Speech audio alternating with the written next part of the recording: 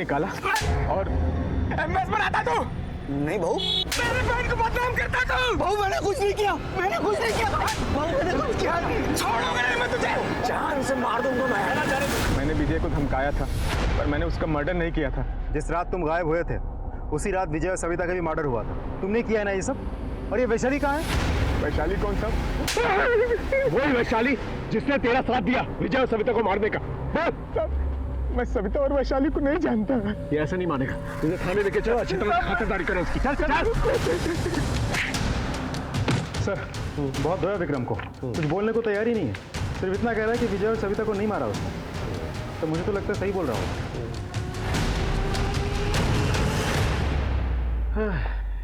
क्या कर रहे हैं सर? ढूंढने की कोशिश करो।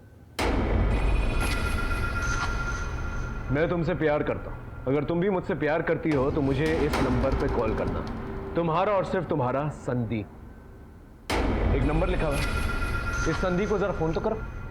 सर मनीषा को जानता है? मनीषा? कौन मनीषा? लो ये देख, ये कुछ याद आया या तेरा वीडियो बनाया हम लोग? बता दो सर, बता दो। मैं विजय दादा के साथ उसके टेम्पो पे हर हफ्ते वडगांव के बाजार में जाता था। वहाँ एक लड़की मनीषा के साथ मेरी जान पहचान हो गई सर। मुझे प्यार हो गया सर उससे। मैंने उसका एमएमएस बनाया, लेकिन मेरे एक दोस्त ने चुपके से चोरी कर लिया सर। विजय को पता चल गया था कि तूने उसका टेम्पो में एमएमएस बनाया, तो उसने तेरे ऊपर चिल्लाया, पुलिस में ले जाने की धमकी दी और तूने उसका मर्डर कर दिया। नहीं सर, विजय दादा बड़े भाई समान थे। मैंने उनका नमक खाया। मी असं नाही करणार साहेब त्यांच्यासोबत। गोंधल जागरण के वक्त वहां पर नहीं था, इसलिए ना कि रात को आराम से आकर विजय का मर्डर कर सके।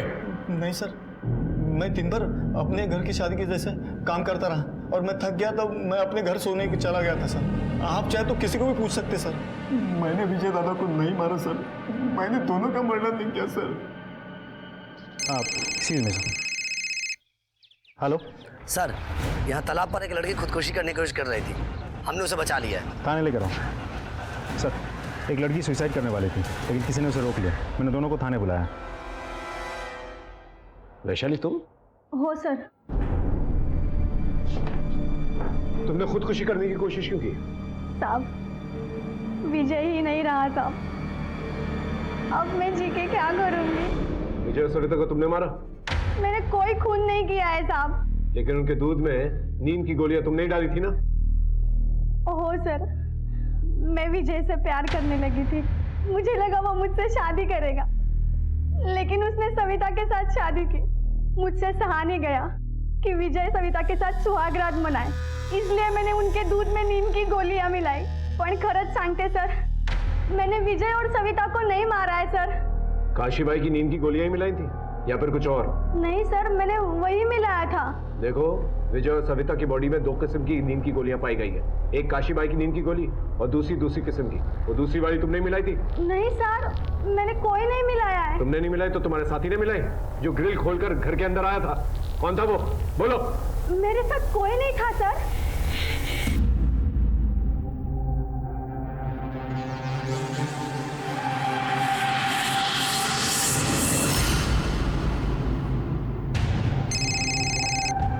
हेलो साहब, काशी भाई चुपते चुपते कहीं जा रही है, मुझे तो कुछ और लग रहा है। है क्या? वाह, बाकी के 5 लाख कैसे वैसे मैंने पुलिस से बचा के रखे थे। पुलिस बहुत चालाक है, कधी पण इथे पोहोचू शकते। मी काय म्हणते, ये सारे पैसे लेके तुम कहीं दूर चले जाओ ना, जैसे मामला ठंडा होता है ना, येते ना तुमच्याकडे। ठीक है।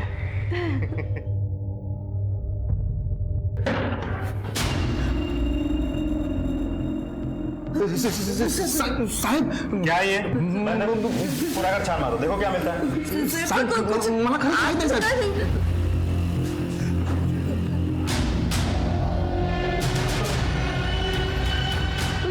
मालूम नहीं। लेकर आओ दोनों को। मेरे पती की मौत हुई तेव्हापासूनच माझा आणि कैलाशचं लव आहे। मैंने 10 लाख रुपए दहेज लेकर विजू की शादी फिक्स की थी। विजू को मैंने ये बताया कि मैंने सिर्फ 5 लाख रुपए लिए। वो मेरी बातें मानता था सब। तो उसने मुझे कोई सवाल नहीं किया।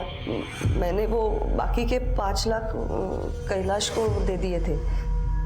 सुहाग रात के दूसरे दिन ही मैं विजू को 5 लाख देकर बोलने वाली थी कि कर्जा फेडून टाक तू सगे, पर उसके पहले उसकी मौत हुई। तो मैंने सोचा कि क्यों ना वो 5 लाख हड़प ही कर लूँ। मैं कैलाश को पैसे देने ही गई थी और उस 5 लाख रुपए के लिए तुमने उन लोगों की जान ले ली। पहले उनके दूध के ग्लासेस में डबल डोज की नींद की गोलियां डाली और फिर बाद में ये कैलाश खिड़की के थ्रू आता है, उनका मर्डर करता है, 5 लाख रुपए लेके चला जाता है। नहीं साहब, मैंने कुछ नहीं किया, झूठा ही है। साहब, विजू मरा, अच्छा लगा। मैंने सोचा बला टली, पर साहब हमने मर्डर नहीं किया। हमने उसके दूध में कोई नींद की गोलियां नहीं डाली। साहब मर्डर नहीं किया हमने। साहब विजय और सविता के मर्डर केस में बहुत सारी संभावनाएं सामने आ रही। दूसरी तरफ मुनीषा का सुसाइड केस इस केस को और कॉम्प्लिकेटेड बना रहा था, और ऊपर से उसी एरिया में माधवी का गायब हो जाना हम पर और प्रेशर डाल रहा था। मुझे तो ये डर था कि कहीं पुलिस पर से लोगों का विश्वास ना उठ जाए। हमें बहुत सारी लीड्स मिल रही थी लेकिन कोई भी पुख्ता सबूत नहीं मिल रहा था। मुझे लग रहा था कि कुछ तो मिसिंग है जिसे मैं पिन पॉइंट नहीं कर पा रहा हूं। हमारी ट्रेनिंग में हमें यह सिखाया जाता है, when in doubt start from scratch, और वही मैंने किया। सारे एविडेंसेस, सारे फोरेंसिक रिपोर्ट्स, सारे पोस्टमार्टम रिपोर्ट्स और इन केसेस से जुड़े हर एक पहलू को फिर से जांचना शुरू किया। सर, विजय के घर के गोंदल जागरण में ली गई सारे पिक्चर्स और वीडियो क्लिप्स हैं यहाँ। निकल।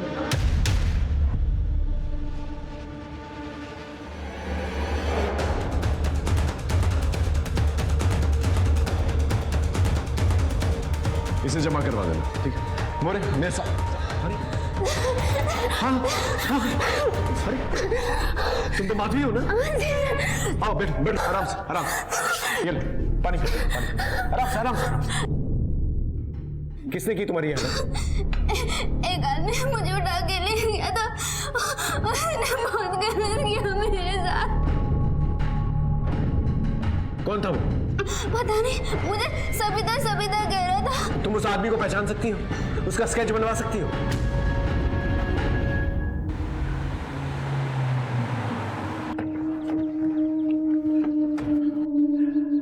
बोनट खोलो।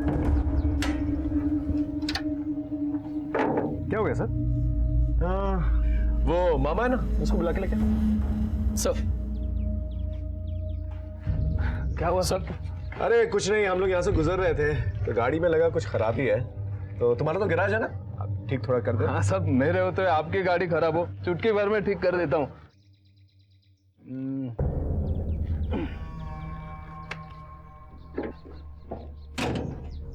करो स्टार्ट।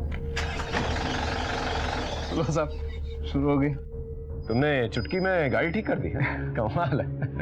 फिर अपनी भांजी के ससुराल में क्या कर रहे थे रात में? गोंधा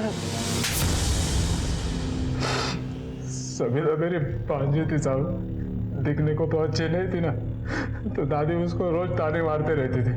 वो दुख के मारे रोते रोते मेरे पास आती थी। उस इमोशनल अकेली लड़की को मैंने अपने प्यार के जाल में फंसाया था साहब, लेकिन वो काशी भाई, वो अपने बेटे विजय का रिश्ता लेके आ गई और फिर उनकी शादी हो गई साहब।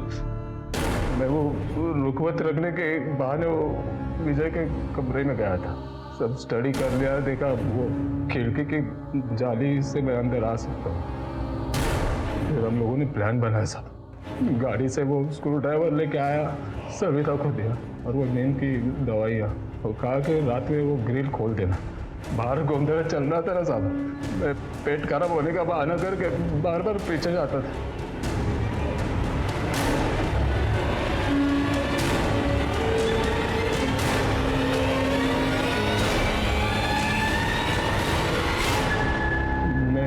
आत्महत्या कर ली, पर वो मुझे ये नहीं पता था ना साहब कि दूध में पहले से ही दवाइयाँ डाली हुई है। सविता भी घबराहट में ज्यादा गोलियां खा गई, मर गई साहब। और तूने माधवी को क्यों किडनैप करके रखा था? कई दिनों तक उसके ऊपर टॉर्चर करता रहा। हाँ? कौन माधवी साहब? ये माधवी, इसे किडनैप किया था तो तूने? ये आई थी हमारे पास, इसे तेरा स्केच बना के दिया है हमें। बोल। वो सविता जब थी ना तो मुझे उसकी आदत लग गई थी ना साहब। सविता तो मर गई तो मैंने वो माधुरी को उठा लिया।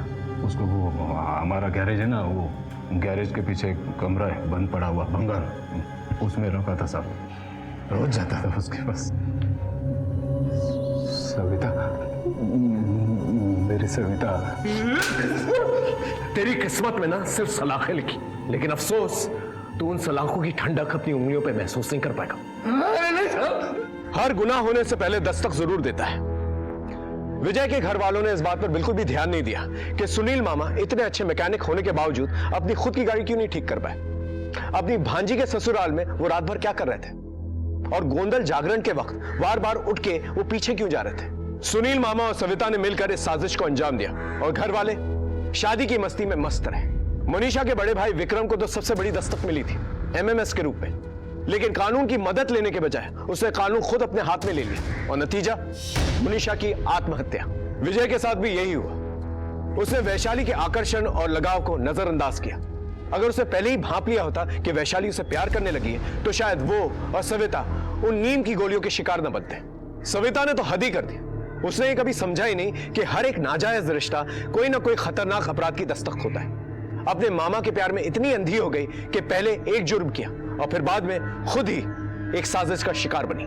बदकिस्मती से इस केस में भी विक्टिम और उसके परिवार वालों को कई दस्तकें मिलती रही, लेकिन उन दस्तकों को इन लोगों ने इग्नोर किया, नजरअंदाज किया, और नतीजा हमारे सामने। मैं उम्मीद करता हूं आप लोग अपनी आंखें खुली रखेंगे, समाज में होने वाली दस्तकों को सुनेंगे, समझेंगे, और अपराध से मुक्त होने में पुलिस और प्रशासन की मदद करेंगे। साहब, खेतबाड़ी के मार्केट में आग लगी है, हमें तुरंत निकलना होगा। ठीक है। फिर मिलेंगे एक नए केस के साथ। तब तक देखते रहिए क्राइम पेट्रोल दस्तक। मकसद अगर सुन भाई, आज से तुम्हारे घर गृहस्थी का नया पर्व शुरू हुआ। जैसा ये दिया उजाला फैलाता है ना, तू पण हमारे घर में ऐसे ही उजाला फैलाना। हाँ, हम तो यहाँ रात भर जागरण गोंधल करते रहेंगे, नाच गाना होगा, और उस बड़े दिया को हम संभालेंगे। इस दिया को अपने सुहाग रात वाले कमरे में लेके जाना और उसका ख्याल रखना।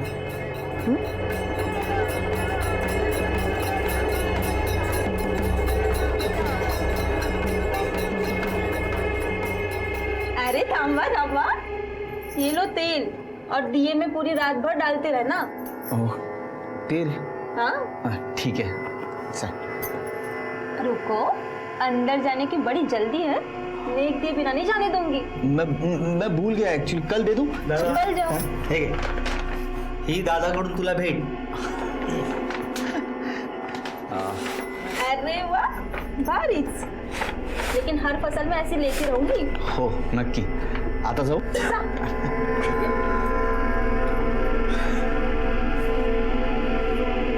चला।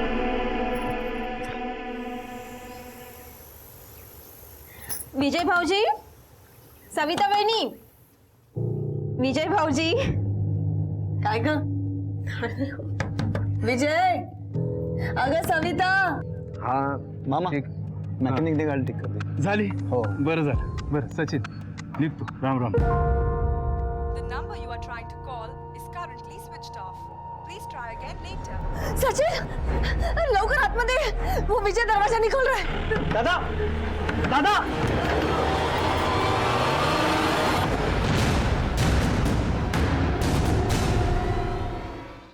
नमस्कार, मैं senior inspector Nilesh Kulkarni crime petrol Dastak में आपका स्वागत करता हूं। शादी सुहागरात जीवन की एक नई शुरुआत, खुशियों से भरी होती है। ऐसे समय पे दूल्हा दुल्हन का सुसाइड करना सबको सब पे। फाइनली विक्रम ने अपना फोन स्विच ऑन कर लिया। देखो, भागने की कोशिश मत करना, वरना हम गोली चला देंगे।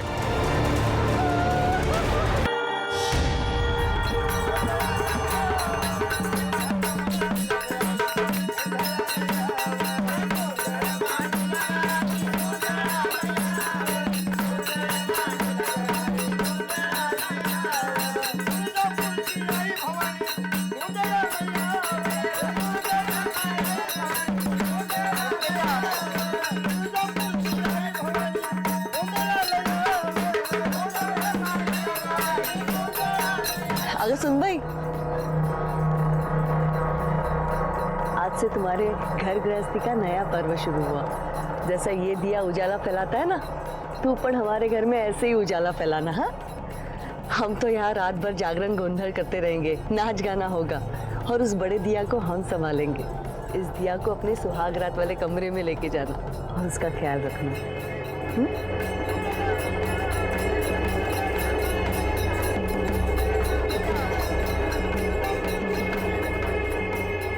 अरे थाम्बा थाम्बा, ये लो तेल और दिए में पूरी रात भर डालते रहना। ओह, तेल? हाँ ठीक है सर। रुको, अंदर जाने की बड़ी जल्दी है, नेक दिए बिना नहीं जाने दूंगी। मैं भूल गया एक्चुअली, कल दे दूं? चल जाओ। ठीक है, ही दादाकडून तुला भेट। अरे वाह, भारीच।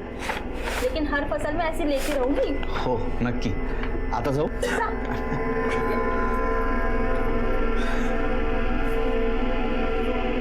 चला।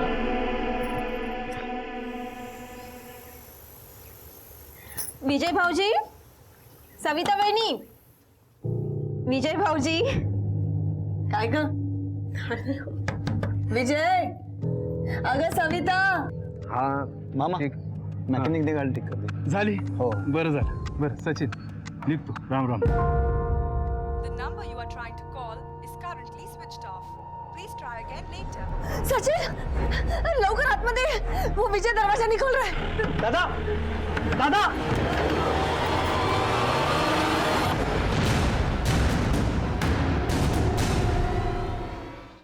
नमस्कार, मैं senior inspector Nilesh Kulkarni, crime petrol Dastak में आपका स्वागत करता हूं। शादी सुहागरात जीवन की एक नई शुरुआत, खुशियों से भरी होती है। ऐसे समय पे दूल्हा दुल्हन का सुसाइड करना सबको सपने में डाल गया था। गांव में एक मातम का माहौल छाया हुआ था।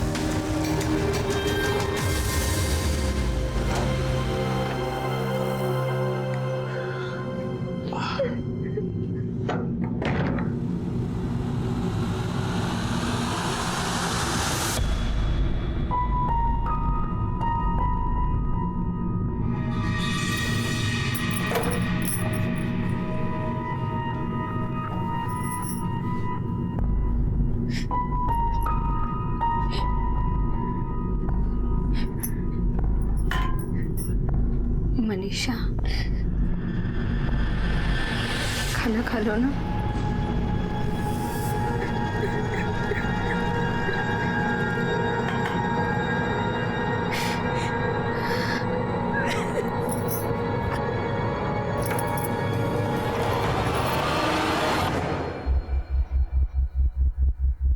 काय करताय तुम्ही? थोडा रहम करो.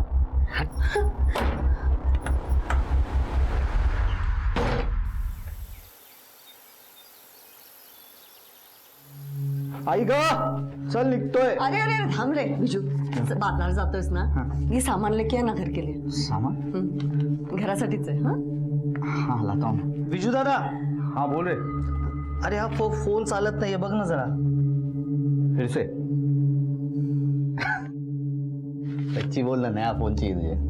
ठीक है, लेके आऊंगा. बहनी को भूल गए? अरे नहीं वही नहीं, आपके लिए पेड़ा और भेल. करेक्ट. जरा सावकाश जा. हो सांभाळून जाईल.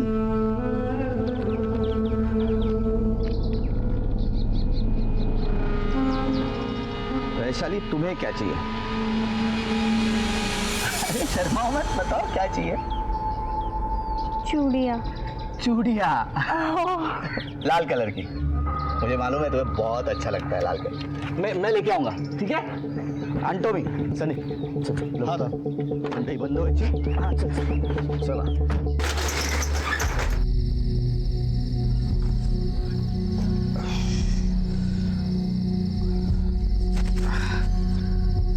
बचे हुए पैसे साहूकार को देके नहीं बचा है, इसमें तो ब्याज भी नहीं चुका पाऊंगा। संदीप चल चल घर चलते हैं, पैसा ही नहीं बचा है तो ध्यान। संदीप, अरे संदीप, संदीप, पागल आदमी।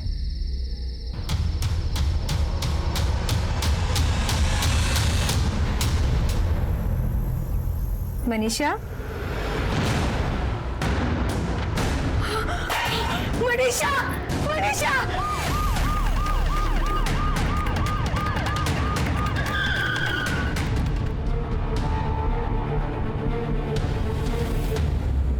सर, मनीषा मेरी बहन थी, स्कूल में पढ़ती थी। सबसे पहले बॉडी किसने देखी? मेरी पत्नी विनीता ने। हम लोगों को लगा कि वो अपने कमरे में पढ़ रही है, लेकिन सुबह जब ये नाश्ता देने गई तो देखा तो उसने सुसाइड कर लिया था। वो सुसाइड क्यों करेगी? लास्ट एग्जाम में फेल हो गई थी। उसके बाद वो डिप्रेशन में रहती थी, घर से बाहर भी नहीं जाती थी। उसको लगता था कि कहीं आने वाले एग्जाम में फिर ना फेल हो जाए। इस टेंशन में उसने सुसाइड कर लिया।